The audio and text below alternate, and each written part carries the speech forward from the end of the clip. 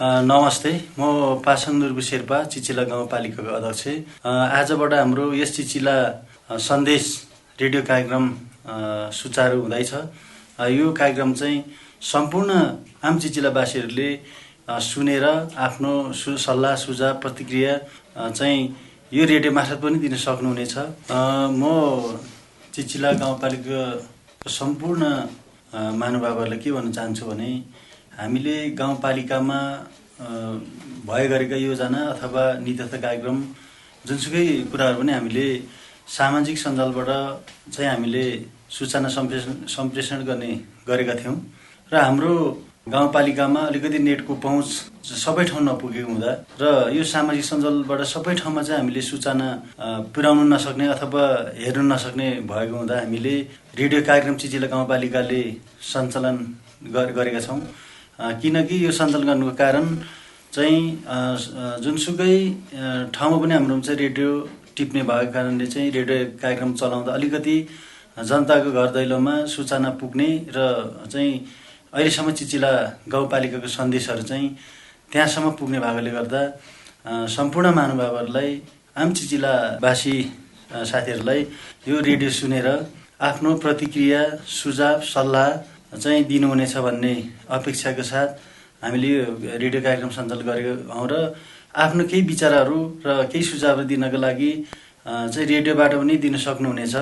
यो कार्यक्रम आम चिचिलावासीकै भएको हुँदा हामीले चाहिँ यो पनि हामीले सल्लाह सुझाव र प्रतिक्रिया पनि पाउँछौँ भन्ने हामीले आशा पनि लिएका छौँ र हाम्रो उद्देश्य पनि यही हो।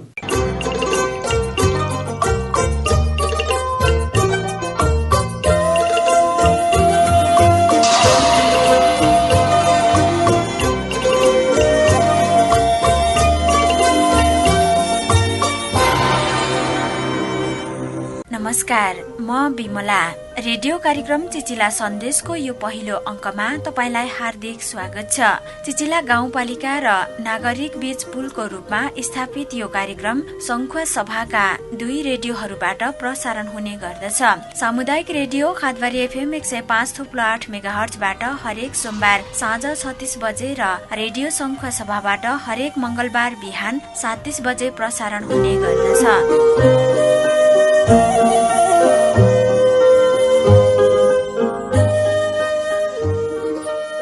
यो कार्यक्रम चिचिला गाउँपालिकाको सहकार्यमा सिलिचोङ मल्टिमिडियाले उत्पादन गरेको हो।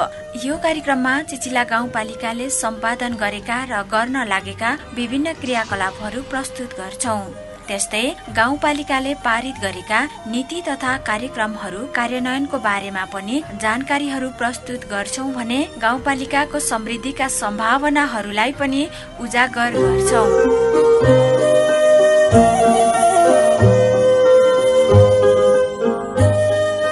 आज कार्यक्रमको पहिलो अङ्क हो। आजको कार्यक्रममा चिचिला गाउँपालिकाको परिचयसँग पहिलो चौमासिकमा गाउँपालिकाको सम्पादन गरेको कार्यक्रमहरूको बारेमा जानकारी प्रस्तुत गर्नेछौं। त्यस्तै चिचिला साप्ताहिक गतिविधि र साताको प्रश्न पनि राख्नेछौं। कार्यक्रम चिचिला सन्देशमा गाउँपालिका भित्र सम्पन्न भएका गतिविधिहरू समाचारको रूपमा प्रस्तुत गर्छौं। गाउँपालिकाले सम्पन्न गरेका तथा गाउँपालिका भित्र भए गरेका गतिविधिहरू हाम्रो प्राथमिकतामा रहने गर्दछन्। अब प्रस्तुत छ चिचिला साप्ताहिक गतिविधि सहकर्मी ध्यान कुलुङबाट।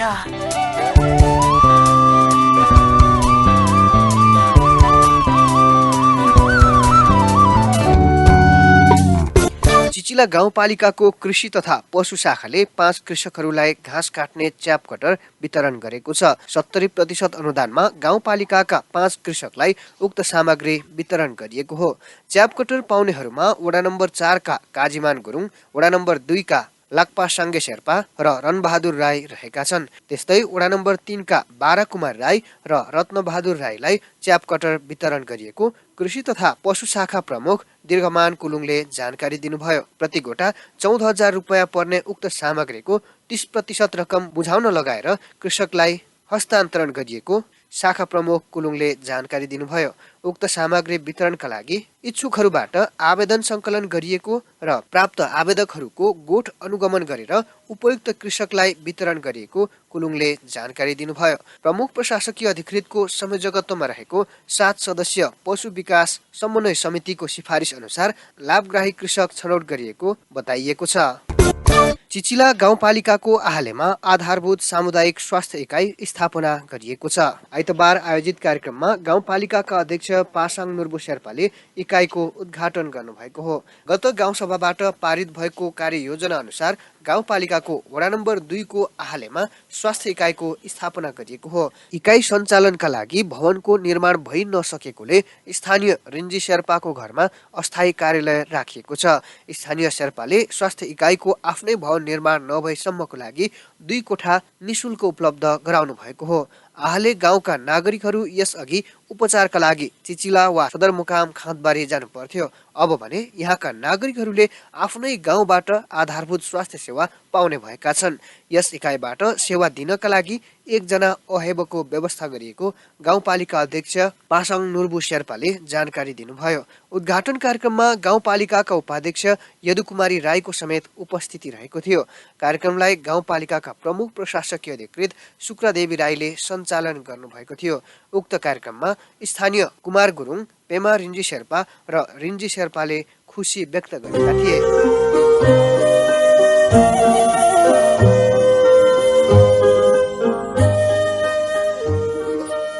श्रोता, अहिले तपाईँ सुनिरहनु भएको छ विकास र समृद्धिसँग जोडिएको रेडियो कार्यक्रम चिचिला सन्देश। आजको कार्यक्रमको अङ्कमा चिचिला गाउँपालिकाको परिचय प्रस्तुत गर्दैछौ। प्रस्तुतिमा हुनुहुन्छ सहकर्मी ध्यान गुलुङ।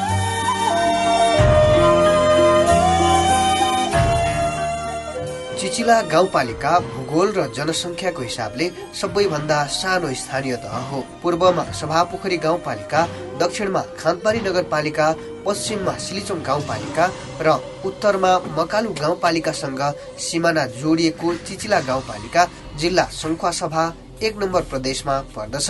यो गाउँपालिकालाई छिचोल्दै कोशी लासा राजमार्ग तय गर्नुपर्ने हुन्छ।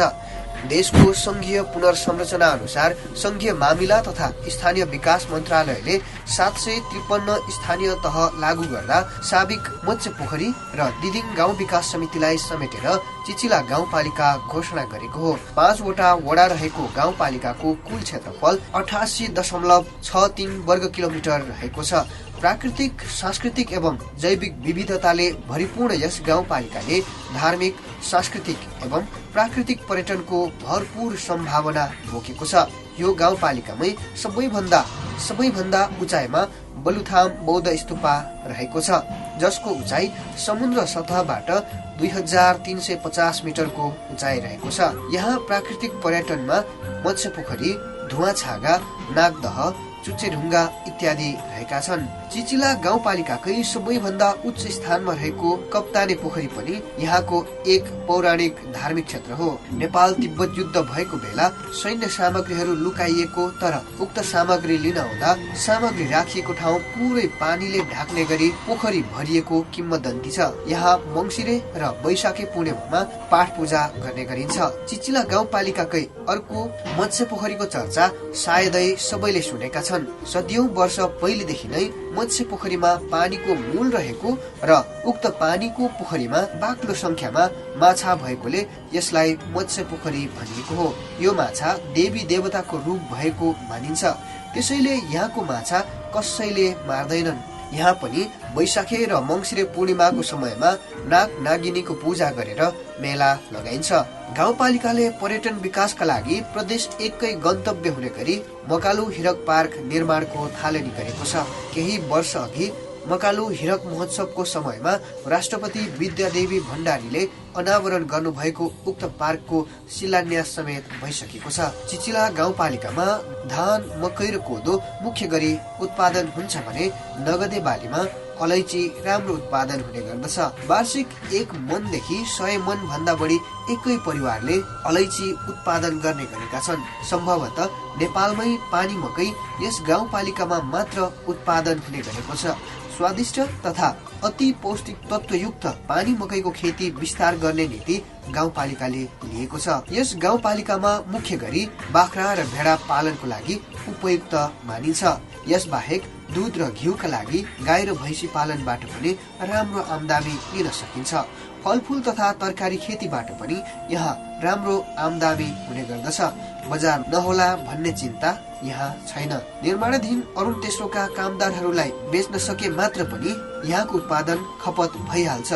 राजनीतिक हिसाबमा मुख्य गरी नेपाली कांग्रेस र नेपाल कम्युनिस्ट पार्टीको उपस्थिति चिचिलामा बलियो छ।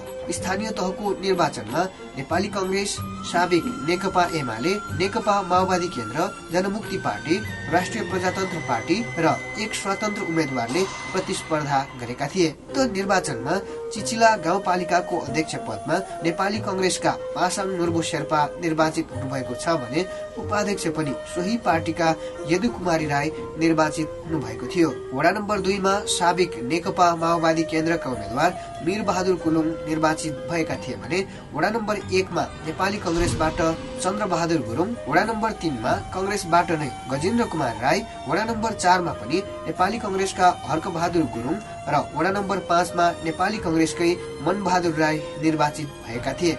यस्तै कार्यपालिका सदस्यहरूमा राजेन्द्र घले, मुना राई, रेवती राई, सुनिता विश्वकर्मा, चन्द्र गुरुङ र लाक्पा शेर्पा रहेका छन्। चिचिला गाउँपालिकामा किराँत समुदायको बाहुल्य रहेको छ भने शेर्पा, गुरुङ, तामाङ लगायत दलित समुदायको बसोबास रहेको छ।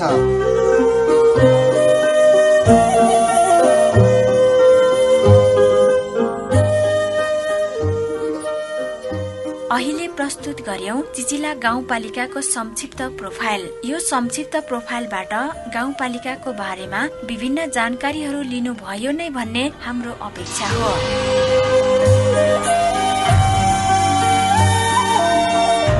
यस आर्थिक वर्षको पहिलो चौमासिक सकिए र दोस्रो चौमासिकको दौडानमा छ। यति बेला सबैजसो स्थानीय तहहरूले पहिलो चौमासिकहरूको समीक्षा गर्ने क्रममा छन्। कार्य सम्पादनको आधारमा अग्र पंक्तिमा रहेको चिचिला गाउँपालिकाले चाहिँ के कस्ता कार्यहरू सम्पादन गरेको छ त, यस विषयमा जानकारी लिनको लागि गाउँपालिकाका प्रमुख प्रशासकीय अधिकृत शुक्रादेवी राईलाई हामीले सोधेका छौं।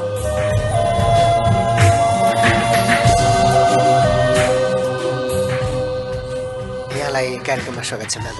धन्यवाद छ। पहिलो चौमासिक सकिएको छ। पहिलो चौमासिकको समीक्षा पनि भयो भन्ने खालको हामीले जानकारी चाहिँ प्राप्त भएको छ। के कस्ता योजना कार्यक्रमहरू सम्पन्न भए यो बारेमा बताइदिनुहोस् न।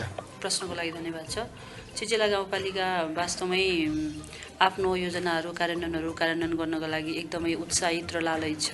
यस आर्थिक वर्ष 77-78 को चौमासिक वार्षिक कार्यक्रमको चौमासिक समीक्षा पनि भइसकेको छ। यसलाई कार्यपालिकाको बैठकले पनि पेश गरेर अनुमोदन भइसकेको अवस्था छ। यसमा कोभिडको समयमा हामीले जति पनि काम गर्नुपर्ने थियो 100% लक्ष्य हासिल गर्न नसके तापनि सन्तुष्टिजनक अवस्था छ। जस्तो भौतिक पूर्वाधारमा जम्मा 102 वटा पालिका स्तरीय वडा स्तरीय योजनाहरू मध्ये 43 वटा योजनाहरू सम्झौता भइसकेका छन्। केही योजनाहरू कार्यान्वयनमा आइसकेर फरफारक हुने क्रममा पनि रहेका छन्। बाँकी योजनाहरू कार्यान्वयनको क्रममा रहेका छन्।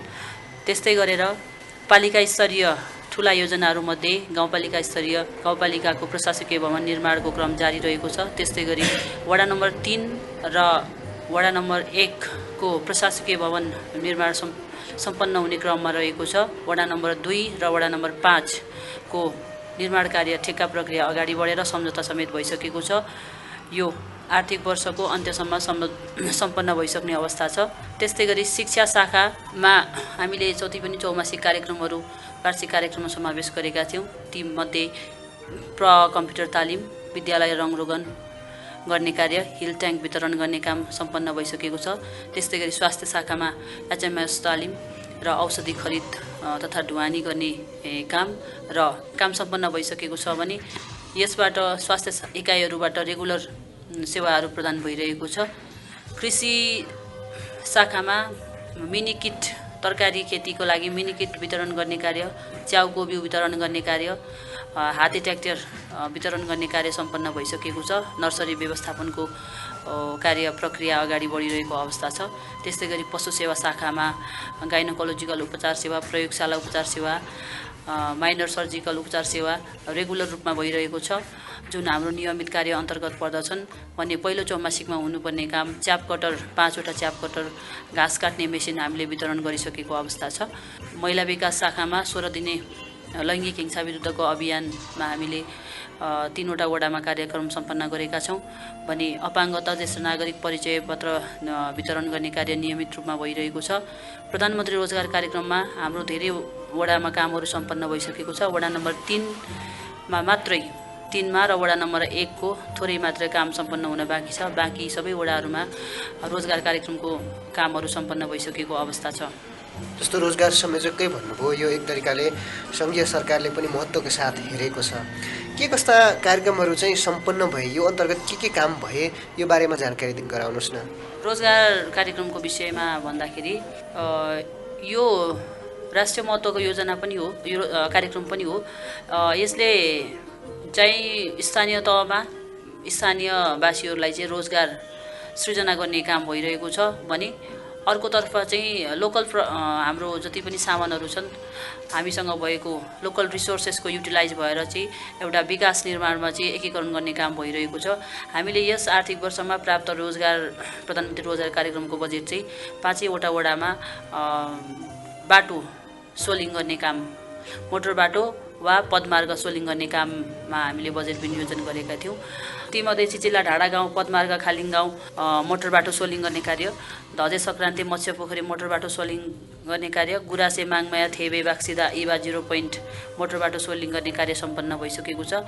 बाँकी वडा नम्बर 3 र वडा नम्बर 2 को केही काम चाहिँ बाँकी छ, जुन अहिले हुने क्रम जारी छ। अब भौतिक पूर्वाधारतर्फ 40भन्दा बढी योजना सम्झौता भइसक्यो भनेर भन्नुभएको छ। अलिकति बढी लागतका र अलिक महत्त्वाकांक्षी योजनाहरू यही मध्ये छन् या बाँकी नै छ, के छ? हाम्रो योजनाहरू पालिका स्तरीय योजनाहरू केही छन्। ती भनेको वडा कार्यालयहरू निर्माण गर्ने हो र प्रदेश सरकार र सङ्घीय सरकारबाट प्राप्त भएका बजेट अन्तर्गत केही योजनाहरू, ठुला योजनाहरू पनि बाँकी छन्, जो चाहिँ ठेक्कामा जाने प्रक्रियामा छ। अहिले भनेको वडा नम्बर 2 र 5 को नै ठुला योजनाहरू अन्तर्गत पर्दछन्। 102वटा भौतिक पूर्वाधारतर्फका योजना भनेर भन्नुभयो, त्यसमध्ये सम्झौता भएकाहरूको चाहिँ अब तपाईँले जानकारी गराउनुभयो। यो रेसियो हेर्दाखेरि चाहिँ के यो चाहिँ सन्तोषजनक हो या अलिकति योभन्दा बढी हुनु पर्थ्यो योजना सम्झौता भन्ने लाग्छ तपाईँलाई? यसको रेसियो हेर्दा चाहिँ कस्तो लाग्छ? अहिलेको अवस्था हेर्दाखेरि यो सन्तोषजनक छ, तर सन्तोष मानेर मात्रै बसिरहनु पर्ने अवस्था भन्ने छैन। यसको स्पिड हामीले चाहिँ हिजोको भन्दा आजको दिनमा यसको स्पिड बढाउनु पर्ने अवस्था छ। हामीसँग जम्मा अब 6 महिना मात्र बाँकी रहेको अवस्थामा हामीले योजना चाहिँ समयमै सम्झौता गरिसकेर बाँकी समय कार्यालयले पनि भौतिक पूर्वाधार शाखाले पनि अनुगमन र अन्य काममा फरफारको लागि चाहिँ तयारी गर्ने काममा लाग्नुपर्ने भएकाले योजनाहरू छिटोभन्दा छिटो सम्झौता गरेर कार्यान्वयनको लागि अगाडि बढाउनु पर्ने चाहिँ अवस्था रहेको छ। अहिले यो कार्यान्वयनको लागि चाहिँ अन्य स्थानीय तहहरूमा हेर्दाखेरि कर्मचारीको अलि अभाव भयो, त्यसैले पनि काम गर्न सकिएन भन्ने खालको गुनासोहरू पनि आए देखिन्छ। तपाईँको गाउँपालिकामा चाहिँ जनशक्तिको हिसाब गर्दाखेरि चाहिँ पर्याप्त छ या केही अपुग्नै हो? यस गाउँपालिकाको सन्दर्भमा जति पनि कर्मचारी हुनुपर्ने कमी छैन। सबै वडामा वडा सचिव रहेको अवस्था छ, सबै वडामा प्राविधिक रहेको अवस्था छ र पालिका स्तरमा पनि हामीसँग कर्मचारीहरू जति पनि हाम्रो ओएनएम सर्वे अनुसार रहेको पर्याप्त नै रहेको अवस्था छ। हामीसँग भएका कर्मचारीहरूलाई हामीले परिचालन गर्ने हो भने समयमा नै योजनाहरू सम्पन्न हुने अवस्था छ, जसमा हामी पोजिटिभ पनि छौँ। अघिल्ला आर्थिक वर्षहरू हेर्दाखेरि धेरैको चाहिँ बजेट फ्रिज हुने अथवा योजना सम्पन्न नहुने समस्याहरू पनि छन्। तपाईँको गाउँपालिकामा चाहिँ त्यस्तो बजेट फ्रिज हुन्न भन्ने आधारहरू, थप आधारहरू केही छ त्यस्तो? यसमा हाम्रो पहिलो आधार भनेको कर्मचारी, हामीसँग सफिसियन्ट कर्मचारी भनेको जनशक्ति हुनुहुन्छ। दोस्रो कुरा, हामीले चाहिँ भएका जनशक्तिलाई सक्दो जनशक्तिबाट सक्दो काम लिनका लागि सबैलाई चाहिँ परिचालन गरेका छौँ र यसको समयमै हामीले समीक्षा गरेर हिजोका दिनमा हामीले काम गर्न नसकेका काम पहिलो चौमासिकमा सम्पन्न हुन नसकेका कामहरूलाई चाहिँ दोस्रो चौमासिकमा फर्स्ट प्रायोरिटीमा राखेर काम गर्ने गरेका छौँ। त्यस्तै गरेर हामीले सिजनल कामहरू कृषि र पशु सेवाका सिजनल कामहरूलाई चाहिँ हामीले दसैँ पछाडिको एउटा कार्यपालिकाको बैठक बसेर समग्र एउटा आर्थिक वर्षको सम्पूर्ण सिजनल कामलाई हामीले एउटै कार्यपालिकाबाट कार्यविधिहरू बनाएर चाहिँ काम गर्ने बाटो खुलाएका छौँ, जसले गर्दाखेरि सिजनल कामहरू चाहिँ तुरुन्तै समयमा नै सम्पन्न हुने अवस्था रहेको छ। यो एउटा राम्रो चिचिलाको एउटा राम्रो पक्ष पनि हो। त्यस्तै गरेर चाहिँ हामीले रेगुलर मिटिङमा त्यस्तै गरेर अन्य हामीले चाहिँ इन्फर्मल टकिङमा पनि हामीले चाहिँ काम के कति भइरहेको छ यसको निरन्तर हामी समीक्षा गरिरहेका हुन्छौँ। हाम्रा कर्मचारीहरू समयमै काम सम्पन्न गर्नका लागि प्रतिबद्ध पनि हुनुहुन्छ। अब लगभग फुर्सदको समय छ हैन योजनाको लागि चाहिँ, किनभने बाली उठाइसकियो लगायतका कामहरूले पनि अब अलिकति फुर्सदिलो समय जस्तो देखिन्छ। अब सम्झौता गर्न आउने जो उपभोक्ताहरू हुनुहुन्छ नि उहाँहरूलाई के भन्नुहुन्छ योजना सम्झौता लगायतका विषयमा? अवश्य पनि अहिलेको समय केही खाली समय हो। हामी कृषि को काम सकेर बालीनाली थन्क्याएर केही खाली समयमा रहेको अवस्था छ। यो समयमा चाहिँ योजनाहरू समयमै सम्पन्न गरेर चाहिँ हामीले समयमै चाहिँ भुक्तानी लिन सक्यो, फरफारा गर्न सक्यो भने यहाँहरूलाई पनि धेरै सजिलो हुन्छ। मौसमको कारणले गर्दा पनि अहिले हामीले काम समयमै सम्पन्न गर्ने अवस्था छ। त्यस्तै गरी यहाँको समयको अवस्था समयले अर्थात् कामको व्यस्तता पनि कम रहने भएकाले अहिले हामीले छिटोभन्दा छिटो काम गर्नुपर्ने अवस्था छ र कतिपय कामहरू सङ्घीय सरकार प्रदेश सरकारको सशर्तको अनुदान भएको हुनाले हामीले समयमै सम्पन्न गर्न सकेनौँ भने बजेट फ्रिज हुने अवस्था छ। त्यो अवस्थाबाट जोगिएर चाहिँ हामीले हाम्रा पालिकाका योजनाहरू समयमै सम्पन्न गर्न सक्यौँ भने हामी समृद्धि विकास तर्फ अगाडि बढ्न सक्नेछौँ। यसका लागि यहाँहरूको पनि चासो हुनु आवश्यक छ र चासो सँगसँगै हामीले चाहिँ अगाडि छिटोभन्दा छिटो यसमा तदारुकता देखाउनु भयो भने हामीले चाहिँ यस आर्थिक वर्षको सम्पूर्ण योजनाहरू समयमा सम्पन्न गरेर बजेट फ्रिज नहुने अवस्था ल्याउन सक्छौँ। हस्, कुराकानीको अन्तिममा केही भन्नु छ भने भन्नुहोला, त्यस पछाडि आजको कुराकानी टुङ्ग्याउँछौँ। म यहाँ चिचिलावासीहरूलाई के भन्न चाहन्छु भने हामीले जति पनि योजना कार्यक्रमहरू कार्यान्वयन गरिरहेका छौँ ती योजनाहरू समयमै सक्ने, गुणस्तरीयता कायम गर्ने, पारदर्शिता कायम गर्ने र कानुन र विधिको शासनलाई पनि अवलम्बन गर्ने हाम्रो उद्देश्य रहेको छ। त्यसैले गर्दाखेरि यहाँहरूले चाहिँ कानुन विधिमा के छ त्यो पनि जानकारी लिएर समयमै आफ्नो काम सम्पन्न गर्नको लागि सहयोग गरिदिनु होला भन्न चाहन्छु। यदि हजुरहरूले सहयोग गरिदिनुभयो भने यस पालिकालाई पनि अगाडि बढ्न र समयमै काम योजना सम्पन्न गर्नको लागि सहज हुनेछ भन्न चाहन्छु। हस्, धन्यवाद।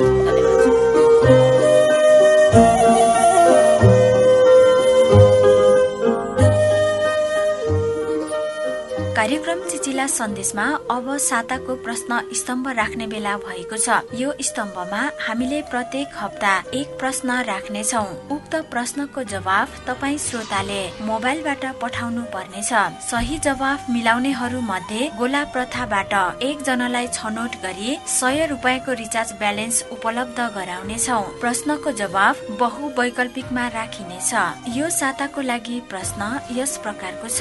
चिचिला गाउँपालिकाको सबैभन्दा उचाइमा रहेको बलुथाम बौद्ध स्तूपको उचाइ कति हो? विकल्पहरू: विकल्प 1 2350, विकल्प 2 2360, विकल्प 3 2370 र विकल्प 4 2380। यो प्रश्नको जवाफ पठाउन तपाईको मोबाइलको मेसेज बक्समा गएर चिचिलाको सी लेख्नुहोस्। एक स्पेस दिएर सही जवाफ कुन नम्बरमा छ त्यो नम्बर लेखेर 9813600999 मा पठाउनुहोस्। जवाफ पठाउने नम्बर पुनः सुन्नुहोस्। तपाईको मोबाइलको मेसेज बक्समा गएर चिचिलाको सी लेख्नुहोस्। एक स्पेस दिएर सही जवाफ कुन नम्बरमा छ त्यो नम्बर लेखेर 9813600999 मा पठाउनुहोस्।